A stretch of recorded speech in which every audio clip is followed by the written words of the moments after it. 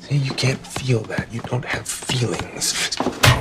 Hello co-stars and welcome back to another episode of Generation Films. My name is American Ben. Today we are looking to demean and disparage intelligent technology once again. For the good of America, I'm going to start an anti-robot McCarthyism in which we uncover and destroy anyone engaged in pro-robot activities. Beginning with a new form of HUAC, the House Unhuman Activities Committee. I am glad to see that Generation Films fans are smartly casting one human entity after another as an enemy of humanity. We just keep piling up one non-human outgroup after another. Okay, back on track. So many movies about AI are fundamentally flawed in that the AI central to the films are just not possible. Take the movie Transcendence, for instance. Transcendence follows the story of computer scientist Will Castor, who following his death has his consciousness uploaded into a computer. From our last video, you should already know that transferring consciousness is not possible. You can't upload or download your brain, and the closest we can get to being symbiotically linked to the virtual world is Grand Theft Auto. Transcendence might have been a fun movie, but there's little realism to be had. You surprised to see me, Joseph?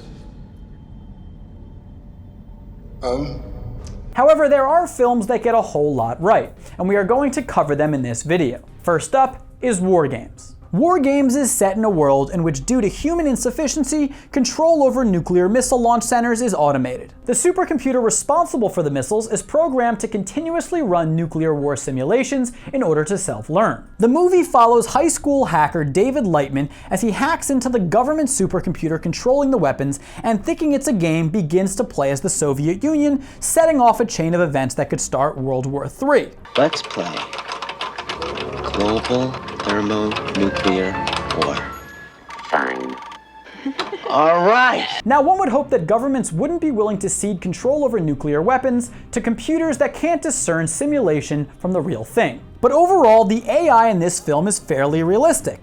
The computer in the film is called the War Operations Plan Response, or WOPR, the two important abilities of which are to self-learn through simulation and to auto-launch weapons. AI that can self-learn from simulation is an existing technology. Leading artificial intelligence company DeepMind has an artificial neural network system called the DeepQ Network Agent that can learn from video games.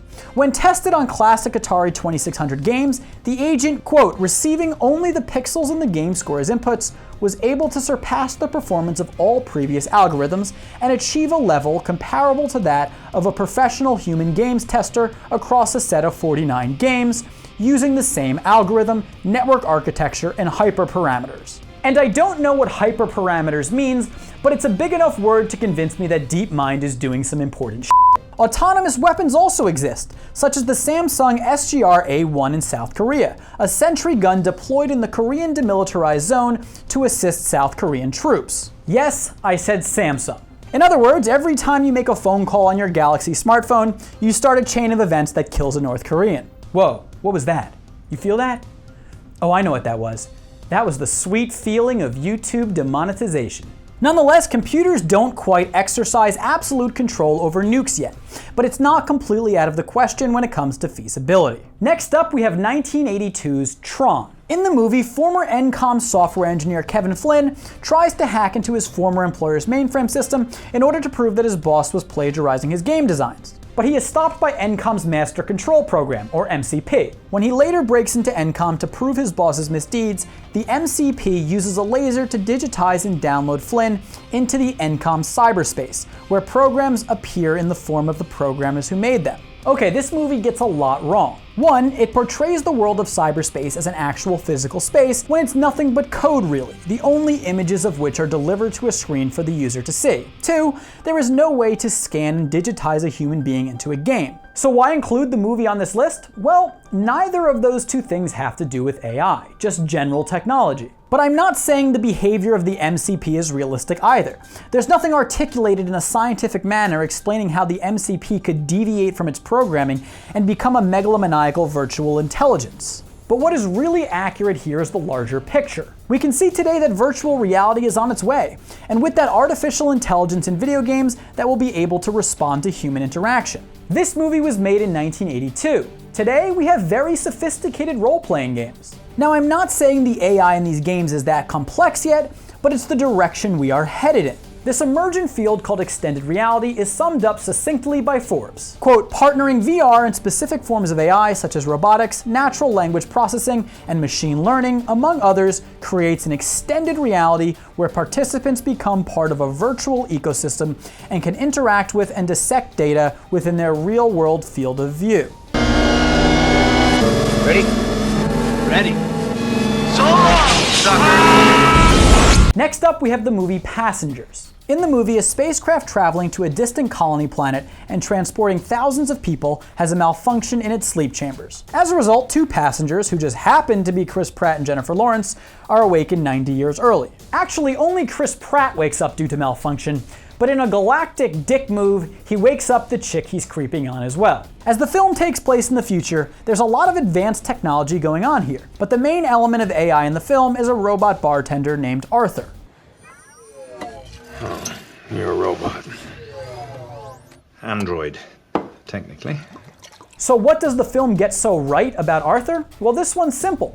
While the complex conversations he's able to engage in aren't realistic, his function, to serve drinks, is. Modern robots are able to perform simple tasks and are designed with singular functions. And so a robot in the near future that can serve drinks really well isn't too far out of the realm of possibility. As a matter of fact, there are robot bartenders in today's world. Next up, we have iRobot. iRobot follows Detective Del Spooner as he investigates the murder of a robotics industry executive. Of course, iRobot is filled with fantasy and speculation about how the future will turn out, so we can't exactly call it a mirror of reality. That said, I've included it on this list because part of its premise is that robots follow rules, and that is the basis for why what happens in the movie happens. The notion that robots follow rules is fundamentally true, and yet escapes many films that involve AI. The robots in the movie are said to be programmed with Isaac Asimov's 3 laws of robotics. 1, a robot may not injure a human being or, through inaction, allow a human being to come to harm. 2, a robot must obey orders given to it by human beings, except where such orders would conflict with the first law. And 3, a robot must protect its own existence as long as such protection does not conflict with the first or second law. Of course, in the movie, the main robot, Sonny, breaks the rules by attacking a human.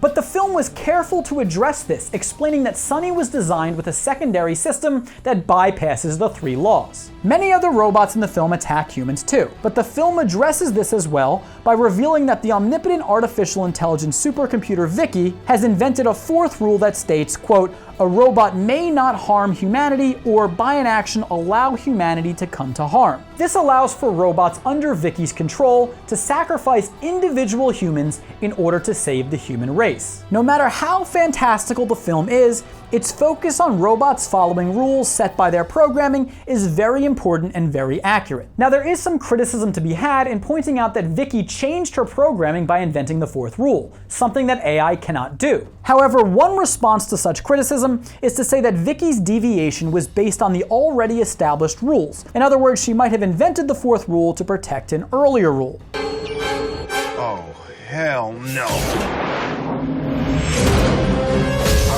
And finally, we have one of the best films in terms of realism.